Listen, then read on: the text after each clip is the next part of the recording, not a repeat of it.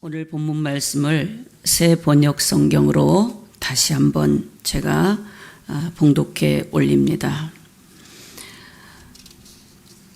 그날 곧 주간의 첫날 저녁에 제자들은 유대 사람들이 무서워서 문을 모두 닫아 걸고 있었다. 그때 예수께서 와서 그들 가운데로 들어서셔서 너희에게 평화가 있기를 하고 인사말을 하셨다. 이 말씀을 하시고 나서 두 손과 옆구리를 그들에게 보여주셨다. 제자들은 주님을 보고 기뻐하였다. 예수께서 다시 그들에게 말씀하셨다. 너희에게 평화가 있기를 빈다. 아버지께서 나를 보내신 것 같이 나도 너희를 보낸다. 이렇게 말씀하신 다음에 그들에게 숨을 불어넣으시고 말씀하셨다. 성령을 받으라. 너희가 누구의 죄든지 용서해 주면 그 죄가 용서될 것이요 용서해 주지 않으면 그대로 남아 있을 것이다. 아멘. 오늘 요한복음 20장 19절에서 23절 말씀에 기록된 말씀입니다. 여러분, 우리가 일을 그르치는 이유 중에 하나가 뭐라고 생각하십니까? 일을 그르치는 일 중에 하나. 그것은 바로 다름 아닌 우리 안에 있는 화라고 생각을 해요. 화를 참지 못해서 일을 그르치는 경우가 참 많습니다. 모든 무리를 일으키고 사회적 무리를 일으키고 인간관계에서 무리를 일으키는 원인을 들여다보면 바로 그 안에 화가 있어요. 분노. 화가 나서 욱하는 마음에서 순간을 참지 못해서 이런 좋지 않은 반응을 보이는 사람들이 참 많습니다. 미국의 심리학자이자 분노 치료 전문가인 토마스 제이 하빈이라는 사람은 자신의 저서 비욘드 앵거에서 이런 자신을 바꿀 수 있다고, 화를 참지 못하는 자신을 바꿀 수 있다고 말하고 있으면서 이것을 바꿀 때 문제 해결의 시작이라 이렇게 말을 합니다. 이 분노를 제어하기 위해서 먼저 자신의 분노 조절 능력에 문제가 있음을 인정해야 된다는 거예요. 자기가 지금 화를 절제하지 못하고 분노를 절제하지 못하고 욱하면서 뭔가 무리를 일으키는 그것을 문제가 있다고 인정할 수 있어야 된다는 거예요. 근데 사람들은 어떻게 해요? 전부 다 나는 잘못이 없다고 말하지 않습니까? 자신이 불완전한 존재임을 스스로 받아들이는 것이 사실 어렵기는 합니다만은 이 분노를 조절하기 위해서는 자기가 불완전한 존재이고 내 안에서 조절 능력이 부족하다는 것을 인정해야 하는 이것이 가장 필요한 단계라고 말하고 있습니다. 이것을 인정한 다음에 필요한 것이 바로 변화를 이끌어내는 것이. 이것을 인정하지 않으면 그 사람은 변화가 일어나지 않는다는 거예요. 어렵다는 거예요. 바뀔 수가 없다는 거예요. 자기 합리화를 계속 시킨다는 거예요. 그렇기 때문에 상징적으로라도 새로운 시도를 할 필요가 있다는 것입니다. 예를 들면 과거에 자기가 습관적으로 해오던 것을 계속해서 고집하고 고수하고 합리화시킬 것이 아니라 쉽게 말해서 우리가 이 토마스 제이 하빈의 저서에서 이런 글이 있어요. 즉 오래 쓰고 다녀서 익숙하기는 하지만 낡아서 보기 흉하기까지 한 야구 모자가 있다면 과감하게 버리고 새로운 모자를 쓰는 시도를 하라는 조언을 하고 있어요. 무슨 얘기냐면 과거에 내가 잘못된 어떤 낡은 습관이나 고집하는 뭐가 있으면 그것을 과감하게 버리고 새로운 시도를 하는 것이 중요하다. 우리가 새롭게 변화된다는 것이 얼마나 어려운가를 이야기해 주는 대목입니다. 그런데 성경에서는 우리가 새롭게 변화될 수 있는 방법이 있다고 말씀하고 있어요. 이런 심리학적인 그런 학자들의 얘기도 중요하지만 무시할 수는 없습니다. 인본주의적이고 심리학적이고 과학적인 이 연구한 사람들의 이야기를 무시할 수는 없어요. 그러나 이것은 완벽하지가 않아요. 그럼 뭐가 완벽하냐? 바로 성경에서 말씀하고 있는 것이 완벽합니다. 그건 다름 아닌 바로 성령의 역사가 있어야 된다는 거예요. 성령의 역사가 없으면 이런 것들을 감당하기 어렵다는 것입니다. 여러분, 오늘 성령 강림주일입니다. 우리가 사람을 만날 때나 무슨 일을 할 때 대단히 기대를 많이 갖습니다. 오늘 십자가의 고난을 당하신, 십자가에 죽으신 그 주님을 지금 제자들이 만나고 있는 장면입니다. 제자들이 만나는데 어떻게 만났냐면 제자들이 예수님이 십자가에 돌아가시는 것을 보고 너무너무 무서웠어, 두려웠어. 누가 무서웠냐면 유대인들이 두려웠던 거예요. 유대인이라는 존재들이 예수님을, 죄 없는 예수님을 저렇게 십자가에 죽이기까지 하는데 예수님도 죽이는데 자기 제자들은 어떡하겠느냐는 두려움이 있었을 거예요. 그래서 이 제자들은 예루살렘의 어느 방에 모여서 문을 걸어 잠그고 있었어요. 그런데 문을 걸어 잠근 그 자리에 누가 나타났어요? 예수님이 나타났습니다. 그리고 예수님이 첫 번째로 하신 말씀이 뭐냐? 바로 평강이 있으라, 평화가 있으라, 샬롬을 말씀하신 거예요. 우리 안에, 우리 가운데 평화, 샬롬이 없으면 바로 욱하는 그 자신의 분노가 나오고 욱하는 화가 나는 그런 우리의 모습을 볼 수가 있습니다. 이런 모습 가지고는 하나님의 일을 할 수도 없고 자신의 일도 제대로 해결할 수가 없다는 거예요.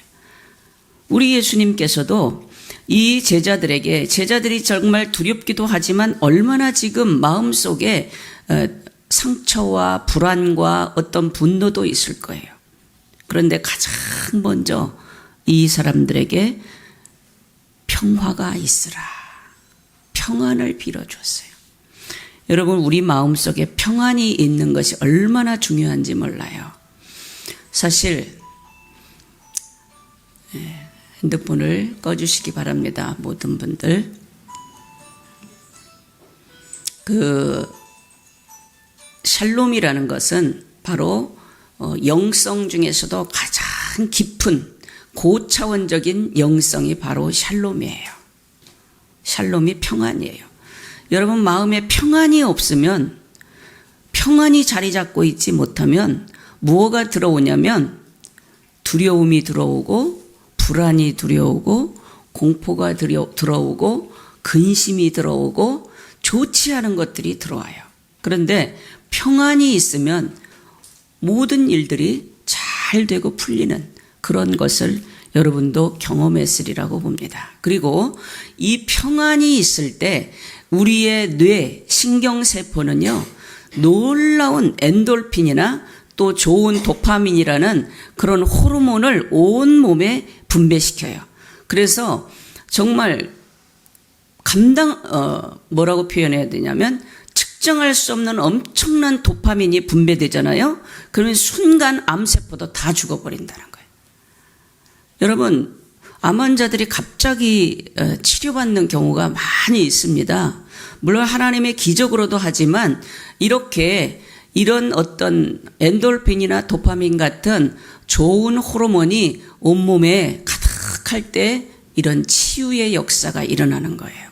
우리 몸에 병이 들었을 때 의사가 처방해서 수술도 할 수도 있고 약도 줄 수 있고 주사도 줄 수 있어요. 그러나 그거는 다 보조제예요. 도움을 줄 뿐이지 그것이 완벽하게 치료하지는 않습니다. 그럼 누가 치료하느냐? 하나님께서 치료해야 돼요. 수술하고 꿰매는 거, 약을 주는 것까지는 인간이 할 수 있어요. 그러나 시간이 지나야 그게 낫지 않습니까? 하나님이 치료하는 겁니다. 그렇다고 해서 의사나 약을 무시하는 게 아니에요. 그걸 하면서 하나님의 치유를 기대해야 되는 거예요. 그런데 그 치유하는 좋은 것들이 바로 뭐냐면 평강을 우리 마음에 가져야 된다. 저는 그래서 병원에 이런 데 신방을 가서 기도하는 게 첫 번째 기도 제목이 바로 그거예요. 평안을 유지하세요. 마음에 평안이 있기를 바랍니다. 속에서 막 분노가 이글이글 끓고 미움이 이글이글 끓고 그냥 뭔가 좋지 않은 것들이 이글이글 맨날 끓고 있으면 그것이 바로 자신의 세포를 치고 자신의 신경을 치고 그래서 몸에 병이 생기는 거예요. 그렇기 때문에 여러분 우리 마음의 평강을 유지하는 것은 영적으로도 중요하지만 육신적으로도 정서적으로도 중요하다는 것을 기억하시기를 바랍니다. 여러분 모두는 하나님의 자녀들이에요. 하나님께서 여러분을 부르셨을 때는 그저 구원하고 축복만 주시기 위해서 부른 게 아니라 여러분 한 분 한 분을 사명자로 부르셨습니다. 사명자로. 사명이라는 게 뭡니까? 이 평안을 회복한 사람들이 하나님의 뜻을 다른 사람들에게 전하는 거예요. 복음을 전하는 거예요. 하나님의 뜻과 하나님의 계획은 뭡니까? 바로 영혼 구원이라는 놀라운 계획입니다. 이것을 나만 갖고 나만 얻고 나만 누리라고 하나님께서 우리를 불러주신 것이 아니라 여러분이 구원을 받고 여러분의 주변에 사랑하는 모든 사람들에게 이 복음을 전하라고 이런 사명자로 이런 사역자로 여러분을 불러주셨는데 그것을 이루기 위해서는 바로 여러분에게 평강이 있어야 되고 성령의 충만함을 받아야 된다는 거예요. 절대로 우리의 힘으로 되지 않습니다. 내가 누군가를 전도했다. 그 사람이 열매를 맺고 있다. 구원받고 있다. 물론 나의 의지와 노력도 있지만 성령께서 그 마음을 주신 거고 성령님께서 도와주셨기 때문에 가능한 것입니다. 그래서 오늘 22절에 보면 성령을 받으라. 예수님이 친히 말씀을 하고 계십니다. 성령 충만하지 않으면 사명을 감당할 수가 없습니다. 사명을 감당하기 전에 마음에 평강이 없으면 안 된다는 거예요. 남을 용서하지 못하고 사랑하지 못하고 미워하고 분노로 가득 차 있는 사람이 어떻게 복음을 전할 수가 있겠습니까?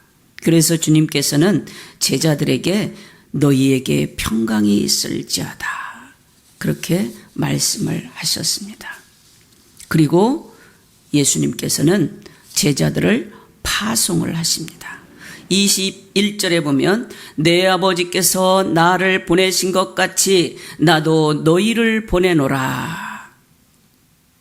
내 아버지께서 나를 보내셨다는 거예요. 내 아버지가 누굽니까? 하나님 아버지. 하나님 아버지께서 예수님을 이 땅에 선교사로 파송하신 거예요. 모든 영혼들을 구원하라고 선교사로 파송하셨고 그 선교의 사명을 감당하기 위해서 예수님은 자신의 몸을 십자가에 내놓기까지 하신 분이십니다. 아버지께서 나를 보내신 것 같이 나도 너희를 보내노라 제자들에게 말씀하십니다.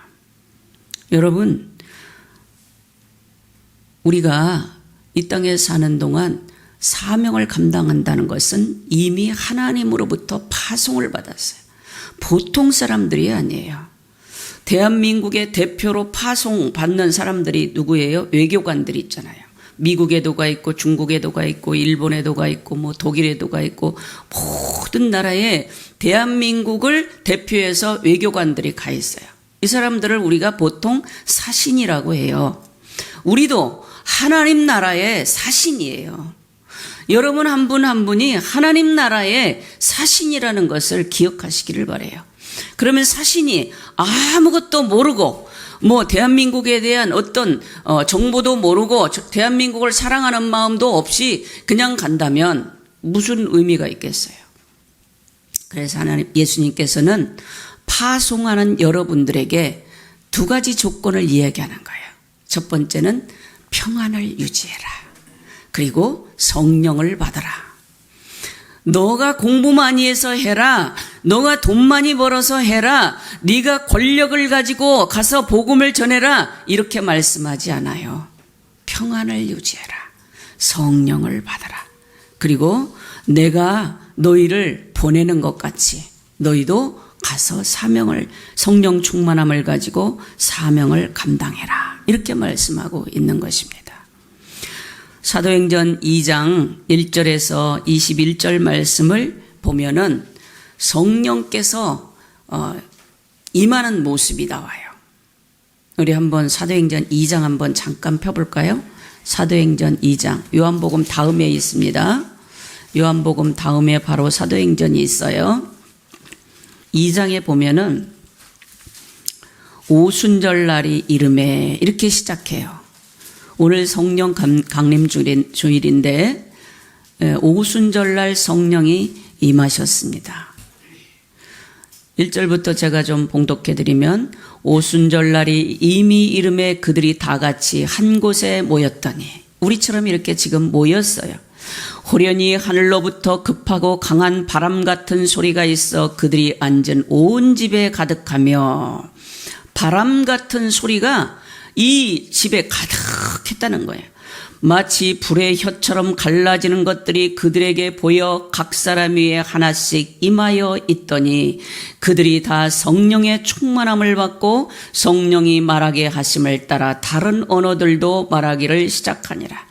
그때에 경건한 유대인들이 천하 각국으로부터 와서 예루살렘에 머물러 있더니 이 소리가 나매 큰 무리가 모여 각각 자기의 방언으로 제자들이 말하는 것을 듣고 소동하여 다 놀라 신기하게 여겨 이르되 보라, 이 말하는 사람들이 다 갈릴리 사람이 아니냐?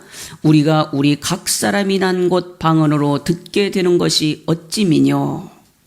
무슨 말씀이냐면 성령이 임하니까 각 사람들이 방언이 터진 거예요. 방언이 터져서 지금 그 사람들은 뭐 갑바도기아네, 유대 갑바도기아, 본도, 아시아, 바데인, 메데인, 엘람인과 또 메소포타미아, 부르기아와 밤빌리아, 애굽, 구레네 이런 데 가서 살지도 않았고 그 나라의 말도 모르는데 이 세계 각국 사람들이 와서 그 진동하는 성령에 임하는 그곳에 와서 봤더니 이 갈릴리 사람들이 기도하고 말씀을 전하는데 자기들이 알아듣는 소리로 방언으로 하고 있는 거예요. 성령이 임한 증거가 나타나고 있습니다. 왜 이런 역사가 일어났을까요? 성령을 받아야지만 우리는 사명을 받을 수가 있어요. 사명을 감당할 수 있어요. 우리의 사명은 바로 복음 전하는 거예요. 복음 전하는 거예요. 이 오순절날 이렇게 성령을 받은 사람들을 보면서 베드로가 설교를 합니다. 베드로도 모든 사람들이 다 알아듣는 언어로 설교를 합니다. 사람들이 놀라는 거예요. 도대체 이 사람들이 왜 이러느냐? 술에 취했냐? 술 취하지 않았어요. 무엇에 취했냐면 성령에 취해서 그렇게 하나님의 말씀을 전하고 있었습니다. 성령은 여러분 성령의 역사는 오순절 그 다락방에서만 일어나지 않습니다. 진명교회에서도 일어날 수가 있고요. 여러분의 가정에서도 일어날 수가 있고요. 여러분이 혼자 기도하는 그 자리에도 성령의 역사가 일어날 수 있고 예수님은 분명히 약속해 주셨어요. 각 사람에게 성령을 부어주시겠다. 성령을 은사를 주시겠다고 약속을 하셨어요. 고린도전서 12장을 한번 펴보겠습니다. 여러분 고린도전서 12장에 보면은 278면이에요. 고린도전서 12장 3절부터 13절까지 쭉 나와 있습니다. 제가 좀 빠르게 한번 봉독해 올리겠습니다. 여기도 지금 성령의 역사를 기록한 부분이에요. 3절부터 제가 봅니다. 그러므로 내가 너희에게 알리노니 하나님의 영으로 말하는 자는 누구든지 예수를 저주할 자라 하지 않고 또 성령으로 아니하고는 누구든지 예수를 주시라 할 수 없느니라. 성령 받지 않은 사람은 예수님을 주님이라고 부를 수가 없다는 거예요. 여러분, 갑자기 입에서 아버지 하나님 주여 주여 터지는 그런 순간이 있습니다.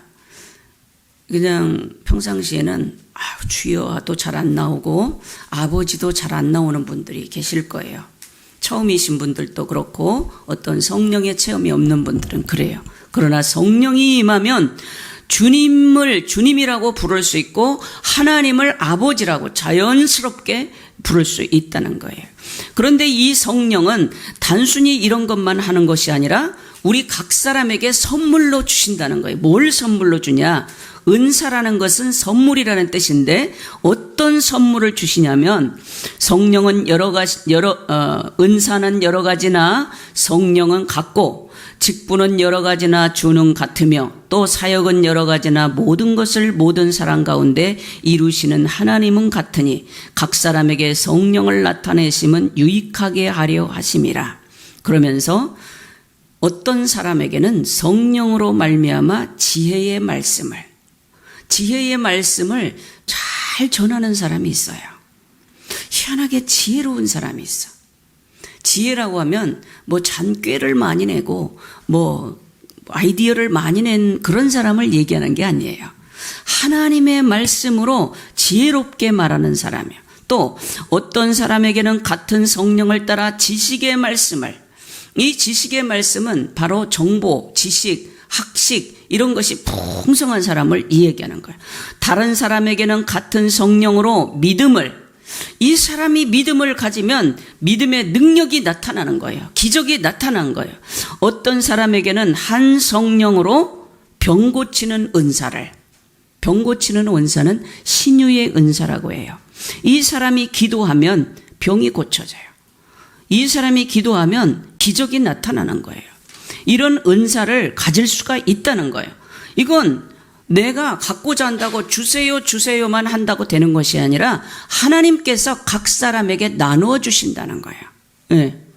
어떤 사람에게는 능력 행함을, 어떤 사람에게는 예언함을, 어떤 사람에게는 영들 분별함을, 어떤 사람은요 딱 보면 저 사람이 악령에 의해서 지금 말하고 움직이는지, 저 사람이 성령에 의해서 말하는지 바로 안다는 거예요. 영이 보인다는 거예요. 분별한다는 거예요. 또 어떤 다른 사람에게는 각종 방언 말함을, 어떤 사람에게는 방언을 통역함을 주시나니 이 모든 일은 같은 한 성령이 행하사 그의 뜻대로 각 사람에게 나누어 주시는 것이니라. 여러분, 이런 은사, 여러분들에게 나는 이런 은사 없어 이런 생각하십니까? 여러분에게 있습니다. 여러분이 성령이 충만하면 모두 다 있어요. 있는데 내가 그 은사를 활용하지 못하고 느끼지 못하고 그 은사를 교회의 유익과 하나님 나라 유익을 위해서 사용하지 않기 때문에 없는 것 같고 소멸되고, 그 은사를 써서 주의 일을 해야 될 사람이 자기 욕심을 위해서 세상 일에 몰두하고 온 정신을 거기에 쏟아버리니까 은사가 나타나질 않는 거예요. 이해가 되십니까?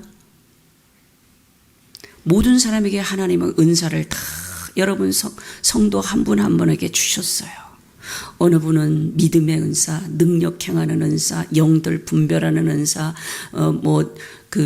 신유의 은사, 방언의 은사, 방언 통역하는 은사, 예언의 은사, 믿음의 은사, 이 모든 능력들을, 은사들을 다 주셨는데 어떤 사람은요, 한 사람이 이거 다 나타나는 사람도 있어요. 어떤 사람은 한 가지만 나타나는 사람도 있고, 어떤 사람은 두세 가지 나타나는 사람도 있고, 다 있습니다. 그런데 이걸 가지고 우리가 나는 이런 은사가 있는 사람이야, 나는 이런 은사가 있으니까 나 무시하지 마, 나는 신유의 은사가 있는 사람이야, 나 무시하면 안 돼, 이러라고 주님이 주시는 게 아니라 자랑하고 교만하라고 준 것이 아니라 이걸 가지고 모든 사람을 유익하게 하고 교회를 유익하게 하고 하나님 나라를 유익하게 하고 이 성령 안에서 하나 되게 하기 위해서 하나님께서 은사를 주셨다는 것을 기억하시기를 바랍니다. 우리가 몸은 각자지만 성령님은 우리 모두를 이 성령 안에서 하나 되게 하시기를 원하십니다. 이 은사를 가지고 사명을 감당하라는 거예요. 이 은사를 가지고 복음도 전하고 이 은사를 가지고 봉사도 하고 이 은사를 가지고 사역을 감당하라는 거예요. 그래서 하나님께서는 제자들에게 성령의 충만함을 받으라 그렇게 말씀하셨습니다. 또 한 가지 성령 충만함에서 우리가 나타나는 한 가지 현상이 있어요.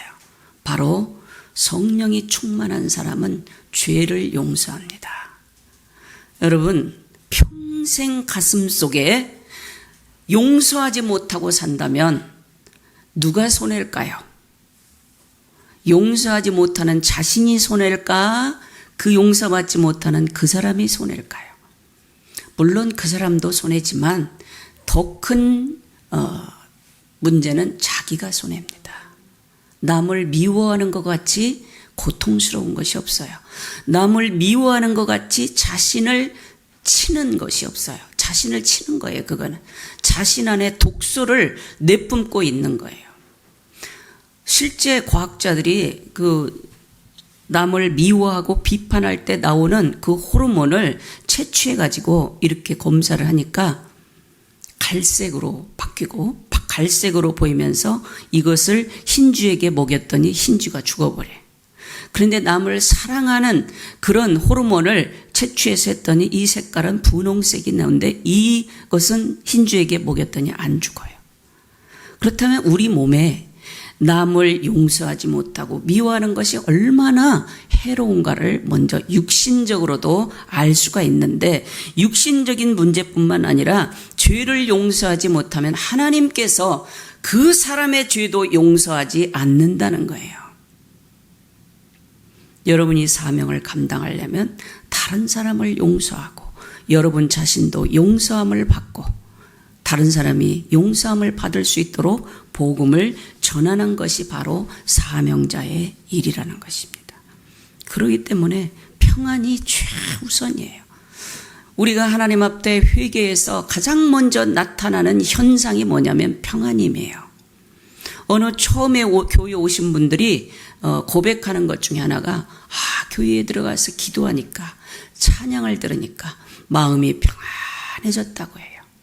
이 평안이 임하는 것이 가장 중요합니다. 이 평안을 가지고 죄를 용서할 때 여러분의 파송의 사역, 하나님께서 여러분을 이 땅에 보내신 역사가 나타나기 시작한다는 거예요. 목적이 이루어지기 시작한다는 거예요.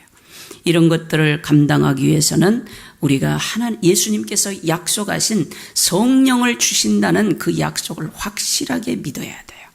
믿음 없는 자가 아니라 믿는 자가 먼저 되어야 돼요. 믿어야지만 성령의 역사가 나타나고 믿어야지만 평강을 누릴 수가 있고 믿어야지만 용서의 사명도 감당할 수가 있는 거예요. 여러분의 사명은 용서예요. 사실은 하나님으로부터 용서를 받았다면 나도 다른 사람을 용서할 수 있어야 된다는 거예요. 이럴 때 우리는 새로운 삶의 변화가 나타나기 시작합니다. 여러분, 하나님께서 우리 사람을 제일 먼저 창조해가지고 그때는 흙으로 이렇게 모양을 만들었으니까 살아있지 않았어요. 근데 하나님께서 만드는 흙으로 만든 사람의 코에 후 하고 생기를 불어넣으니까 그 사람이 생명이 된지라 살아났다고 말씀하고 있어요. 그 생기가 바로 성령이거든요. 그러니까 죄로 인하여서 죽었던 영혼들이 성령을 받음으로 인해서 새롭게 창조된다는 거예요. 이게 바로 거듭남이고 이게 바로 새로운 창조, 새 창조가 일어났다는 거예요. 이 새 창조가 일어난 사람들이 바로 하나님의 일을 감당할 수가 있어요.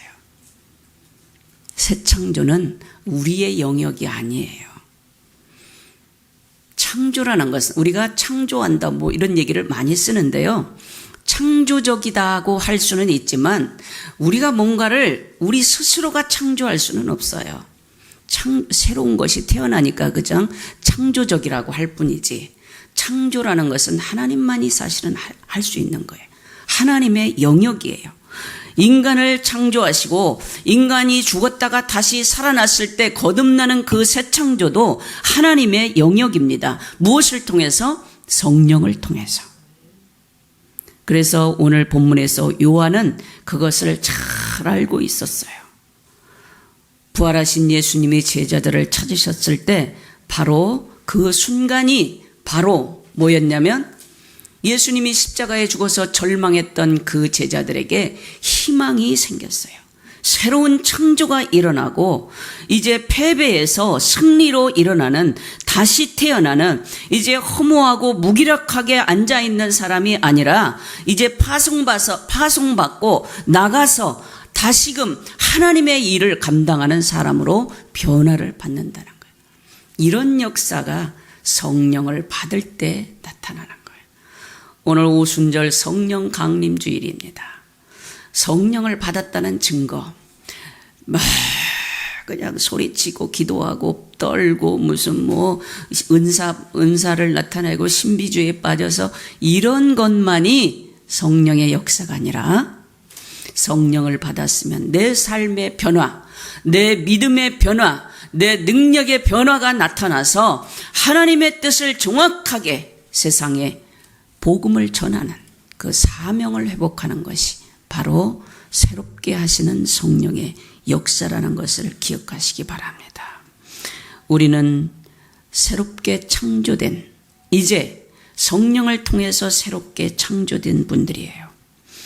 부활의 능력으로 우리를 새롭게 하신 이 성령님의 능력이 예전과는 다르게 새롭게 여러분들의 인생을 펼쳐나가게 하실 것입니다. 믿으시고 여러분의 삶의 열매로 하나님께 영광 돌리시기를 주님의 이름으로 축원합니다. 기도하겠습니다. 거룩하신 아버지 하나님, 감사합니다. 우리가 성령에 충만하지 못하고 인간적인 감정으로 늘 화를 먼저 내고 분노를 조절하지 못하고 일을 그르치고 사회적으로 무리를 일으키고 이런 모든 실수를 범하고 있습니다. 그러나 성령에 충만할 때 이런 모든 조절 능력이 생긴다는 것을 알았습니다. 우리에게 평안을 주시옵시고 우리에게 맡겨진 하나님의 계획과 뜻을 전하는 사명을 잘 감당할 수 있도록 도와주시옵소서. 성령을 부어주시고 평화가 있으라 말씀하시며 우리를 파송하신 예수님의 그 뜻을 이 땅에 사는 동안 잘 이루어드릴 수 있는 저희 모든 성도들이 되도록 도와주시옵소서. 육신적으로 필요한 것들 많습니다. 건강도 필요하고 물질도 필요하고 자녀가 잘 되는 것도 또 가정이 행복한 것도 많은 필요한 것들이 있습니다. 이 모든 것들도 주님, 우리가 성령이 충만할 때 하나님께 기도하고 사명을 감당할 때 덤으로 축복해 주시는 것을 믿사오니 우리 모든 성도들에게 그런 은사로 충만케 하여 주시옵소서. 예수님의 이름으로 기도하옵나이다. 아멘. 찬송가 191장입니다.